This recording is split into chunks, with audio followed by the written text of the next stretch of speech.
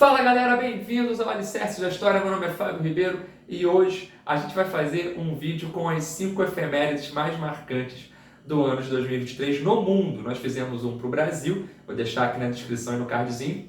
E esse vídeo de hoje é sobre a história global, a história mundial, o mundo aí, a história geral que você estuda nas escolas, não tem? Ali, o mundo inteiro sendo estudado, claro, com uma visão muito mais ocidental, mas a gente vai lembrar desses 5 feitos importantes que fazem aniversário redondo em 2023 e que podem aparecer nas suas provas de concursos militares, no vestibular, nos concursos públicos. Vem comigo, deixa seu like se você gostar do conteúdo ao final dele.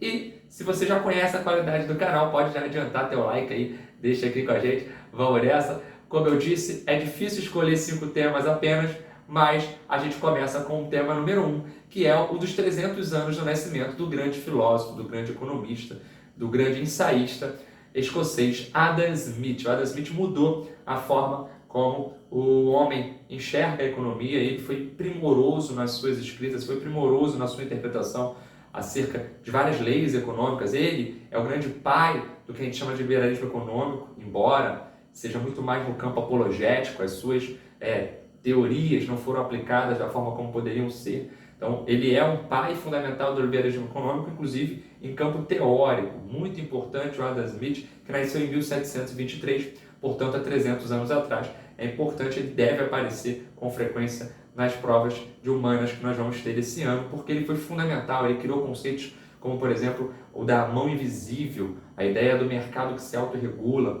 Ele pega um pouquinho do que os fisiocratas falavam na França, a ideia da lei econômica, né? Da economia como uma lei natural, e ele aprofunda isso dizendo que, na verdade, a grande riqueza vem do trabalho. E olha só que interessante, pouca gente sabe isso, mas o Adam Smith era um cara que tinha grande preocupação com os trabalhadores.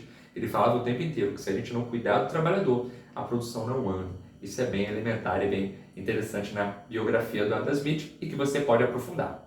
Segundo grande evento do ano de 2023, fazendo aniversário redondo, é o da Doutrina Monroe. Doutrina Monroe de 1823, 200 anos atrás, lançada pelo presidente norte-americano James Monroe. Essa doutrina foi fundamental, a América para os americanos, baseada naquela ideia que os norte-americanos têm um destino manifesto, têm um espírito a guiar o progresso do mundo. A doutrina Monroe foi muito importante justamente para os países que estavam aqui em processo de independência caírem nas garras norte-americanas em termos de influência geopolítica. Isso é bem marcante, tanto é que o Brasil, quando se transforma em um país independente ali em 1822, é o processo de emancipação muito conturbado, mas é justamente os Estados Unidos que apoia esse processo, sendo o primeiro país do mundo a aceitar a nossa independência no contexto da doutrina Monroe. É bem legal a gente lembrar dessa doutrina, que foi marcante nos Estados Unidos, que até hoje tem um pouquinho do espírito norte-americano baseado nessa doutrina, a ideia de que os Estados Unidos é o melhor para a América, de que a América deve ser comandada a partir do que eles acham que é o mais correto. Então, a ideia de América, inclusive, se confunde com a ideia do ser norte-americano, e aí muita gente prefere usar o termo estadunidense. Enfim, a ideia de América para eles é a ideia deles. Então, a América para os americanos, no caso deles, é uma visão muito fortalecida nos Estados Unidos até hoje, a ideia de ser grande, de ser pioneiro, de ser vanguarda, de ser influenciador nos demais países aqui no continente, beleza? E o terceiro fato marcante de 2023 é os 90 anos da chegada de Adolf Hitler ao poder na Alemanha enquanto chanceler. Isso aconteceu em 1933, quando o presidente Hindenburgo chega e nomeia o Adolf Hitler, que era um líder importante do Partido Nazista, para o governo. Isso é bem interessante porque muita gente acredita que o Hitler chegou no poder a partir de uma eleição. Não, ele não foi eleito diretamente pela população, embora contasse com um bom apoio popular. Ele também não chegou ao poder através de um golpe. Ele chegou ao poder a partir de uma nomeação. O grande golpe ele pode ser visto a partir do momento em que ele consegue construir a ilusão de que a Alemanha precisa dele, precisa das suas ideias. E o presidente Hindenburgo acredita, o von Hindenburgo acredita nessa ideia e chama o Hitler para que ele possa ser ali esse ministro fortificado.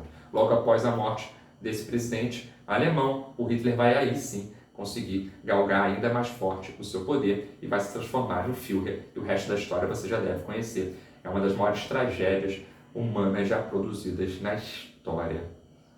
Também em 2023, a gente tem que lembrar dos 50 anos da morte de Pablo Picasso. Gente, Pablo Picasso é sensacional. Ele vai morrer em 1973 e ele era um grande pintor espanhol, mas não só pintor, né? Ele era um dramaturgo, ele era um ensaísta, ele era um escultor, ele era, enfim, brilhante nas áreas de conhecimento. Foi filiado muito tempo ao Partido Comunista na França, inclusive ele viveu a maior parte da vida na França. E o Pablo Picasso traz obras elementares para que a gente possa entender a sociedade.